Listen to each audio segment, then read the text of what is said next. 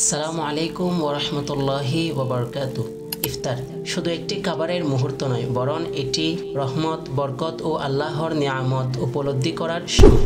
ইফতারের মুহূর্ত রোজাদারের জন্য সবচেয়ে আনন্দদায়ক মুহূর্তগুলোর একটি। এ প্রসঙ্গে রাসূল করিম সাল্লাল্লাহু আলাইহি ওয়াসাল্লাম হাদিসে পাকের মধ্যে ইরশাদ করছেন, লিস-সাইমি ফারহাতান, ফারহাতুন ইনদা ফিতরি ওয়া ফারহাতুন ইনদা লিকাই রাব্বি। অর্থাৎ রোজাদারের জন্য দুটি আনন্দদায়ক মুহূর্ত রয়েছে, ইফতারের সময় এবং রবের সাথে সাক্ষাতের সময়।